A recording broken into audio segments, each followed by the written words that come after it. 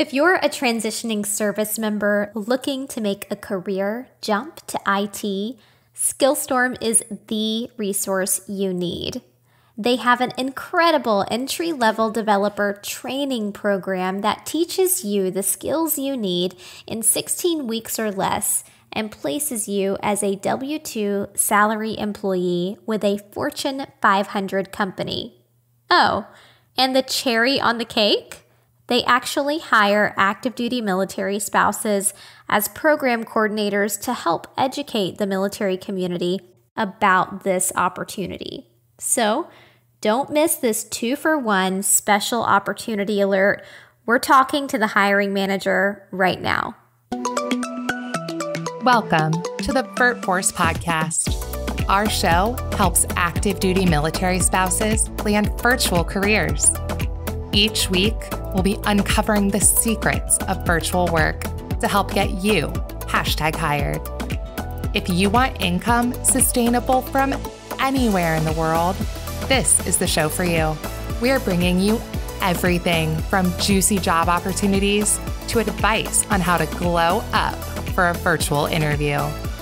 And now, let's meet our host. She's the change maker responsible for getting over 700 military spouses #hired and making a $15 million impact in the military community. VirtForce founder, professional speaker, remote staff augmentation specialist, visionary. Here's our host, Kimber Hill. VirtForce, I'm going to share another live conversation with you. This time, we're meeting with veteran-friendly and MILSPO-friendly employer SkillStorm. In this episode, we cover 2 of their coveted positions. First, we're chatting about their entry-level developer program.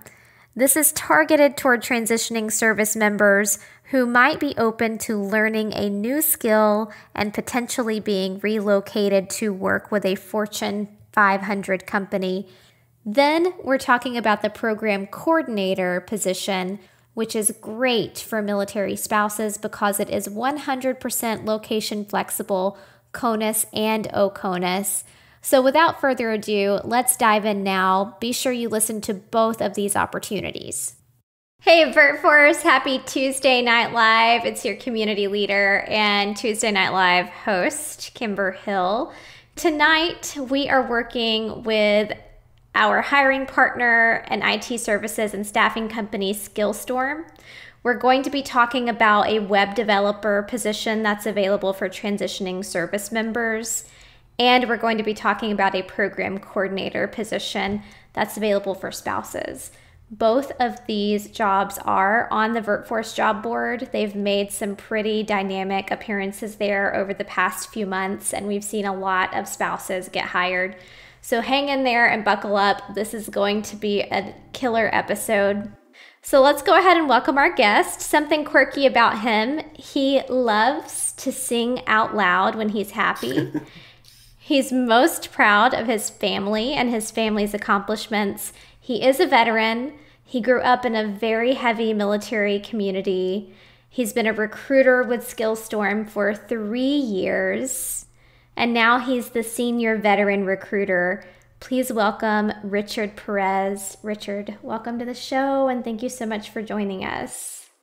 Thank you. I'm so happy to be here. Thank you again for having me.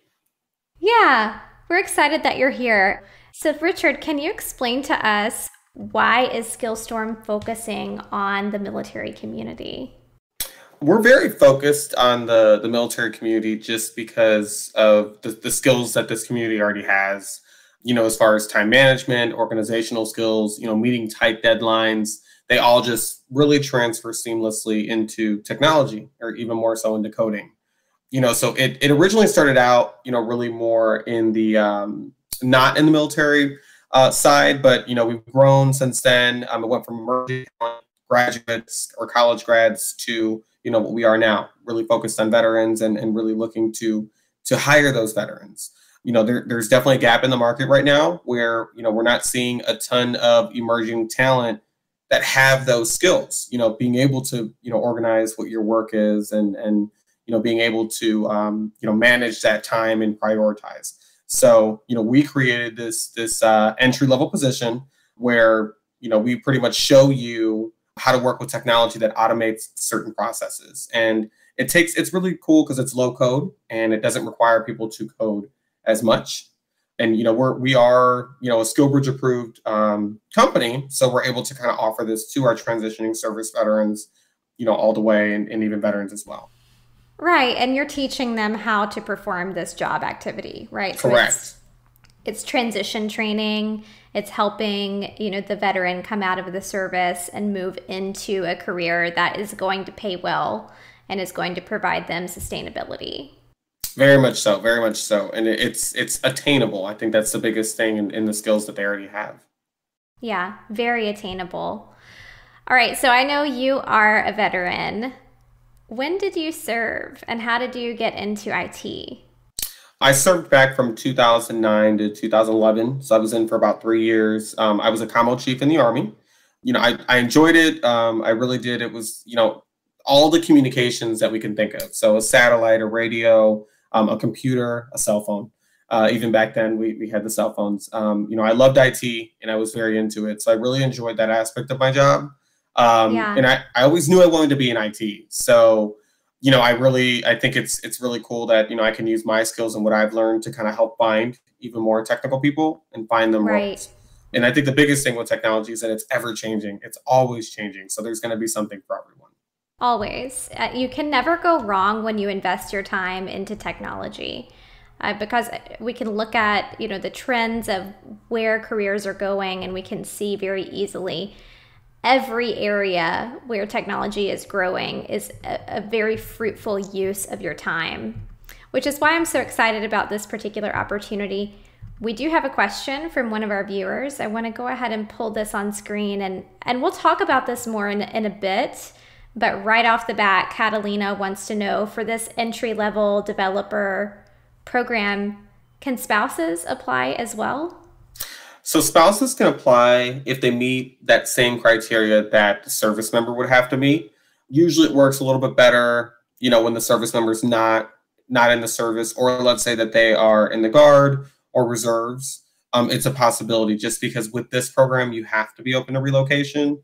But again, with COVID and everything, it's going to be quite a bit until that happens. Right. Until relocation happens for the students. Right. So for the program, then after you're trained, you come out, you know the trade, you know how to code. That's when the service member, the transitioning service member, or the spouse might be relocated. Correct. Yeah. Mm-hmm. Awesome. So Catalina, I hope that answers your question. Now, Catalina, there's another position we're going to talk about in a few minutes that is more geared towards active duty spouses, that may be more centered around what fits your lifestyle right now, depending. She says, open to relocation. Husband is separating from the Navy. Oh. So thank you and your husband for your time in the Navy. Yes. Let me get you the link. My husband's in the Navy. Go Navy. Let me get you the link to apply. So Catalina, check out the job board. The job board has the entry-level software developer position, and I am putting that in the comments of this video right now.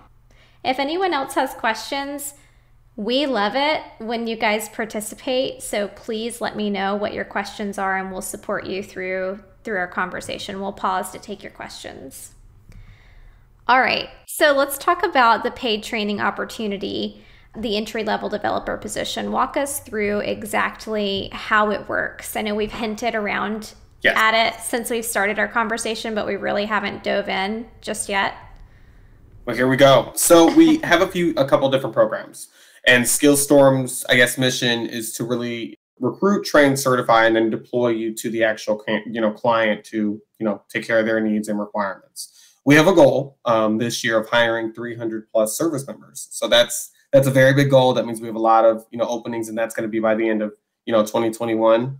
Now, the first program that we offer is going to be our paid 12-week training. So this training is really more for veterans or people who are veterans who have exited and are not in a service. It does require you to have some IT knowledge, but we do have some free online training, for any veteran or service member to help get you there. So that's one route. The other route is going to be our 16-week unpaid fellowship, and that's going to be for anyone who is transitioning, who's SkillBridge approved. Unfortunately, we can't pay you, but depending on the track that you're in, and what you decide to do, again, you'll be hired at a very good rate, and 16 weeks is pretty quick. And then 50% of the people who actually come through our program, it's actually grown to 60 recently, are now veterans. Yes, so it's 60% right now. We're trying really hard to get to 80. It's hard, but I think we can do it. So, yeah, I think you'll definitely get there. So there's a 12-week paid and a 16-week unpaid. Correct. And 50% of the people coming through are veterans. And so both the 12-week and the 16-week, are those great opportunities for veterans? So the 12-week is going to be specifically for, I would say, veterans and anyone who's not in the service. The 16-week will be for those who are exiting, because it's a fellowship and it's unpaid. So it's hard. It'd be really hard to do that long without being paid. So usually they have to, they want to go with their SkillBridge, so they have. Got it. So if you're in the 16-week program, you're in the process of transitioning. Correct. Okay, that makes sense. Thanks for explaining that. So what kind of jobs will the veterans be doing? And what kind of clients will they work with after they learn this skill and are put to work? So some of the positions that we work in, they're really cool. Everything is obviously going to be in technology. We're talking infrastructure. We're talking cloud architecture, cybersecurity, which is probably, I would say, the number one choice for everyone. And then anything that deals with automated solutions or coding. These are going to be the biggest things out there right now, especially with COVID. We're all working remotely, so there's a lot of traffic coming in and out of what you're actually using, and you need some things to be automated. As far as the clients that we work with, we're working with Fortune 500 clients. So we're talking enterprise level. Bank of America, Accenture Federal Services, Florida Blue, Nike. Those are all going to be different clients that we work with. And this really does, what's cool about a lot of the technologies that we do work with, because it is low code and it's automated, that opens you up to so many organizations right now. So I think it's just a very, very good array for the service members. Yeah, I would say, this particular line of work, software, coding, working in this was one of the opportunities that was remote consistently pre-COVID. It's a good skill to learn, because if you're looking to work remotely, you're looking to work virtually. Post-COVID, pre-COVID, this is something that's going to consistently be available from home, right? And I know that this particular opportunity would put you in the office, which I think is great to also work around your coworkers, but it's also something like longevity. If you're looking at your long-term career, this is something that you would be able to carry with you. Very true. All right, so what opportunities are available for military spouses? So we've been focusing primarily on this opportunity for transitioning service members, but what about the military spouse? So military spouses, I think this is just an awesome program. I run this program. They work directly with me, and I help kind of lead and drive them with it. The program is essentially almost like a brand ambassador. They are called program coordinators in the hopes of, this will definitely grow, and then we'll have program managers and things like that. So growth opportunity is there for our spouses. The program, I think, is really cool in the sense of partnering with VirtForce, because we've actually had about 60% of the spouses that we have came from VirtForce. So I think, just having those skills, having that true understanding of, what we're all looking to do, which is to help our service members, is very, very powerful. And essentially, what you're doing is kind of getting the word out to the service members, getting them to understand, why they would want to be in IT, and, talking about those types of things. I love that. I'm going to pause to read a comment, and then we can pick back up there. Catalina says she's definitely passing this information to her husband. He just completed his master's in cybersecurity. Thanks, Catalina. We hope that this opportunity works out for him. Great. So what I think is really fun about this brand ambassador, program coordinator opportunity is that it allows you to advocate and support service members and help them find their transition point, help them find what's right for them. So it's very symbiotic, the relationship between the program coordinator role and then the entry-level developer role, because you're getting to work with those transitioning service members who are looking and support them in their journey, right? I love that. That was awesome. Yeah. Can you tell me a little bit about how this role is location flexible? That's when we talk about it in VirtForce and when we bring it to the VirtForce community, we try to emphasize that it's location flexible, as in you're not going to be called into an office, but it's important for you to build relationships in your at your local base. Could you explain why and how that works? Definitely. I think the most important thing with this opportunity is probably utilizing those local relationships and actually being in these local places. The biggest thing with this is, or I think the biggest thing that we found with doing a survey with spouses was that just the whole starting over. It felt like they were starting over literally every 2 to 3 years, sometimes sooner than that, and they couldn't really build a career. So I think it's just being able to say, hey, you can do this here, you can do this at another base, you can continue to take this with you, and like I mentioned, grow this, because eventually, I will grow in this company. And so as we grow, we need somebody to help me. And that's just how companies grow. You start to build that team. And so that's probably, like I said, the biggest thing I'm looking forward to, because it's just a full circle thing. This is Brittany and Leslie from the Millspouse Coffee House podcast. You're listening to the VirtForce podcast. This podcast helps you on your career journey, no matter where you are. So after you have taken that journey and you are tired and you need a laugh, come on over to Millspouse Coffee House, where we're serving up laughs. After you've listened to VirtForce podcast, where they can help you, you can bring your resume to us and we'll give you unprofessional advice. Find the Millspouse Coffee House podcast on your favorite podcast playing platform. You can also visit our website at millspousecoffeehouse.com. And now back to Kimber and the VirtForce team.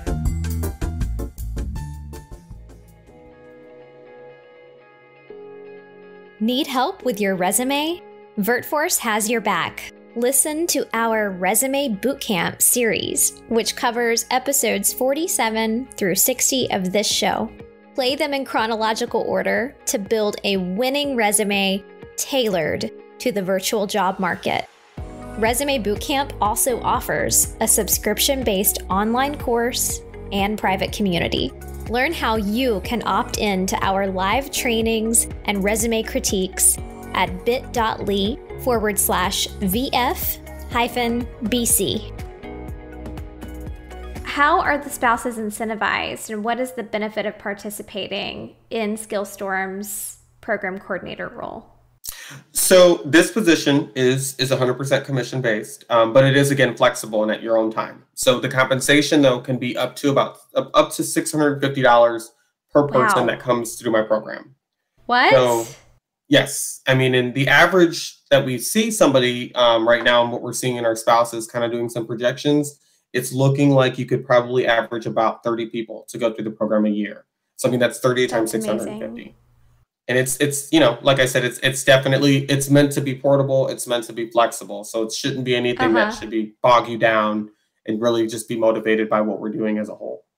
I'm actually pulling up my calculator to see what that is. Wow, that's almost $20,000. Yeah. Right. So if you're talking about a location flexible opportunity that is incentive based, you work at your own pace, you're helping service members, transitioning service members, find careers. It seems like a very fulfilling way to earn a really good income. I agree. And a couple of the spouses that I've spoken to, I mean, I think the feedback that we got was, it's crazy because I have these conversations all the time, but I didn't realize I was having these conversations. Right. And you didn't realize that you could build a career off of that. Mm-hmm. Yeah, that's amazing. All right, so let's talk about where you're looking for program coordinators. Which bases are you recruiting from? So a few of the bases, I would say, we're looking to get at least 3 different people in every single base. So, or I would say major installation. So we're going to be talking about the Jacksonville Panhandle area, MacDill, Fort Bliss, Camp Pendleton, Fort Gordon, Fort Stewart, Camp Lejeune. So these are all going to be huge hubs. Big hubs, obviously, to maximize your opportunity. And I think the reason that I really like the idea of having that 3 per base is, again, there's a lot of people to speak with. And it's also just, it's always good to have a second set of eyes, if not a third. And this is all a mission that we're all doing together. So, and that's one thing you'll find in my, leading abilities with you is it's all about working together, all about that goal and that mission. And then obviously there's a reward at the end. Yeah, I would say if you have a heart for people and you have a heart for teamwork, this is very much a role for you. I remember when we first got introduced to this role and we first started bringing it forward to the VirtForce community, to me, immediately my first thought was this is kind of like HR and recruiting, but it's deeper than that, right? It's a little bit more, it almost reminds me of like a college counselor type role where you get to work with people one-on-one. And I say that because that's my personal experience of the people who have helped me most in my life have been able to sit down and talk to me about what are your goals? Did you know about this opportunity? Could this help you? And I would say the best decision that I ever made for myself was sitting down with a counselor and deciding to pursue a master's degree in IT. It's been the best thing for my personal life and career and family. So that's what this role reminds me of. It's such a cool opportunity to participate in, especially as a military spouse. Yeah, I think you summed it up very well. That was good. Yeah. And what kind of candidates are you looking for for the spouse program? Probably the biggest thing here is obviously going to be the entrepreneurship or entrepreneurial type, spirit. Anybody who wants to bring new ideas to the table, always having that continuous change. The military is changing so much. I can speak and say, somebody who got out 10 years ago, it's very different now compared to even 10 years ago. And even more so as you go back. I think it's not a fit for every single spouse because obviously there's just that want, that yearning, that passion that I can't teach you. But again, if being involved in this community, having drive, having tenacity, having passion, which are some of our core values, that's what's going to get you to where you want to be. And a lot of this is kind of how you said it. It's more being that counselor. It's more being that educator, getting the service member to know, yes, there's a ton of options out there. I think there's so many options now that they get a little flooded. So kind of clearing those weeds out and saying, hey, this is IT. This is something very attainable. And then kind of bridging that gap for them to have that further conversation. So absolutely. Yeah. All right, listeners, now is a great time to get your questions in. If you'd like to know more about SkillStorm, the entry-level developer opportunity, or the program coordinator opportunity, go ahead and drop your questions in the chat now for Richard so we can make sure that we get those asked before we wrap up our live stream this evening. We're not quite done yet. I want to know more about how the program coordinator role spouses are expected to get the word out about the opportunity. And I ask because it seems like a position like this might have been very in-person pre-COVID, very much, heading to base, networking with transitioning service members. Post-COVID, is that still the case? What's the plan? What is the goal there and the roadmap for the program coordinators to be successful in this role? So I think the biggest thing is obviously social media. Everything is going to be social media driven. We have a plan. We'll say, things that we have in place to where we know, hey, this is something you can use and branching off what we already have. So it's never really you're shooting in the dark. It's never really, hey, I need to craft something on my own. You have that social media backing. I think one of the biggest things too that I've been working on with our spouses is also building those local connections to where they actually get somebody who's at a transition office and they can, drive that a little bit more even in that sense.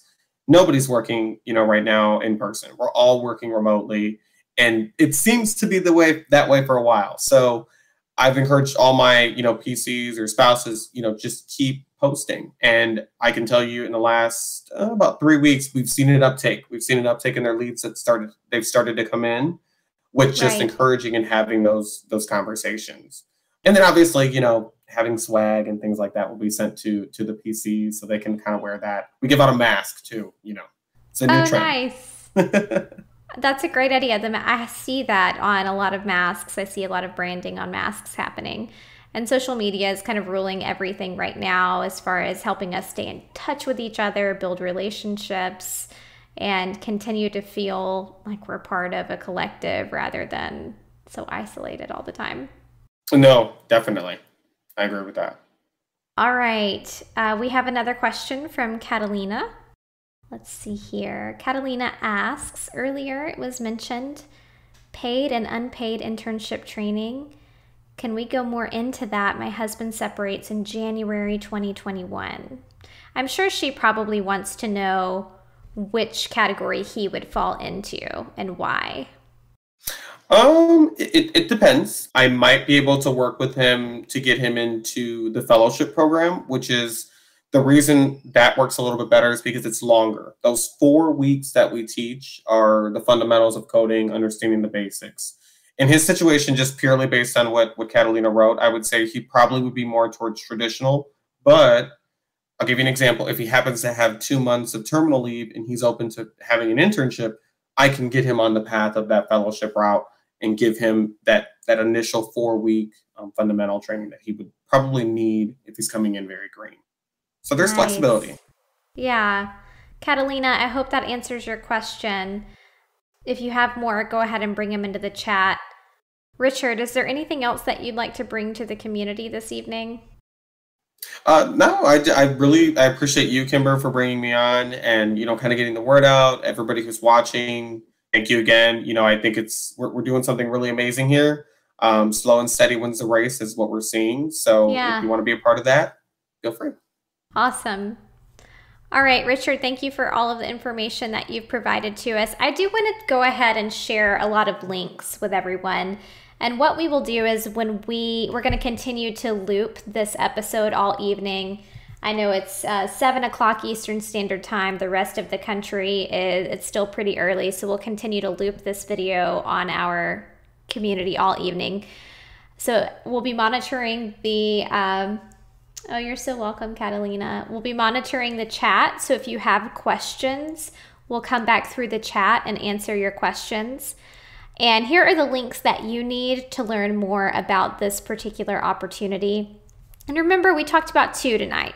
So if you're just now tuning in and you're catching the tail end of this, go back to the beginning. Make sure that you learn about both of the opportunities. We're talking about the entry-level developer opportunity, which is really geared towards transitioning service members. And we're talking about the program coordinator opportunity, which is geared towards military spouses. And they're both very symbiotic. They're kind of working together to execute one mission. All right, so you can learn more at SkillStorm.com. You can also learn more on the VirtForce job board. Those links are in the description over my head. I've got links to both of the job applications.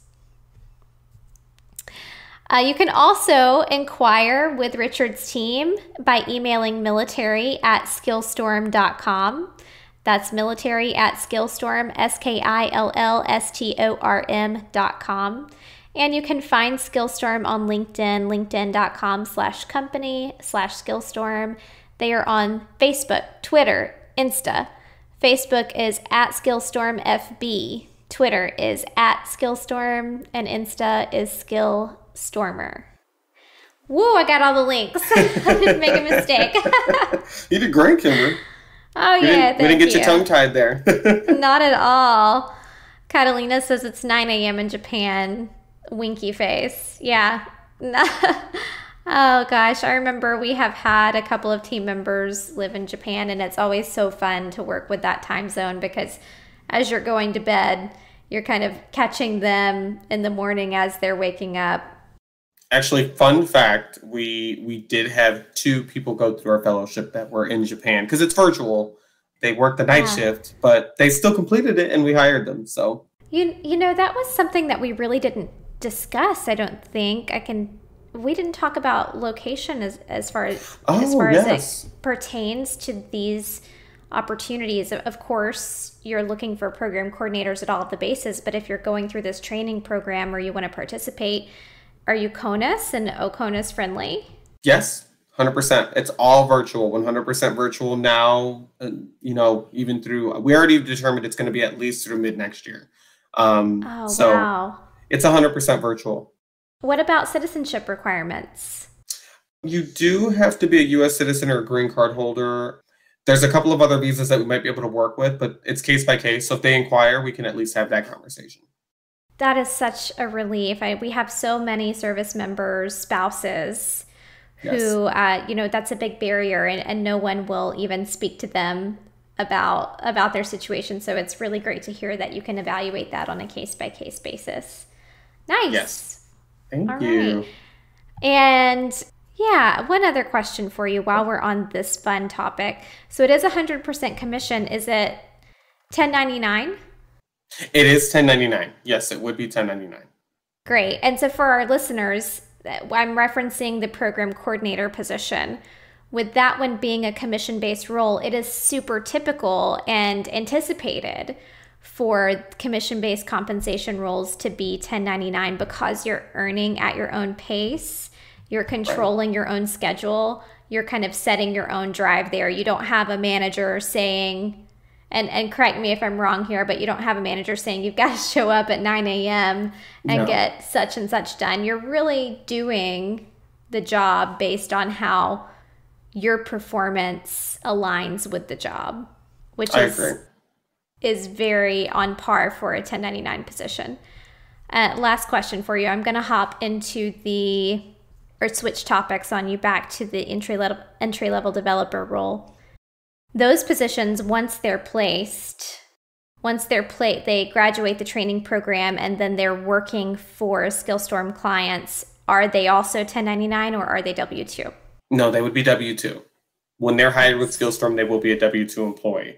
As a matter of fact, when they're hired, let's say they have to continue training, before they even go to a client, they are hired as a full-time employee at SkillStorm. I love that. It's a dedication. It shows SkillStorm's commitment to training and SkillStorm's commitment to providing a career. So I think that's very important. All right, we don't have any additional questions. Richard, if there's anything else you'd like to add, let's hear it. Thank you again. I'm so happy that we could do this. I'm very, very excited. Thanks again, Kimber. Yeah, this is so fun. Thank you, VirtForce, for tuning in on Tuesday Night Live, and we will catch you this time next week. Bye-bye. All right, VirtForce, that is it for this episode. If you liked what you heard, please subscribe, rate our podcast, and leave us a review. We really love hearing from you. If you need to find the show notes, which include all of the resources we discussed in this episode, you can find those at virtforce.us. Guys, I'm serious when I say we want to hear from you. If you have an idea for an episode or a question, email us at support@virtforce.us. As a reminder, all content associated with the VirtForce podcast is the intellectual property of VirtForce LLC. All right, catch you next week.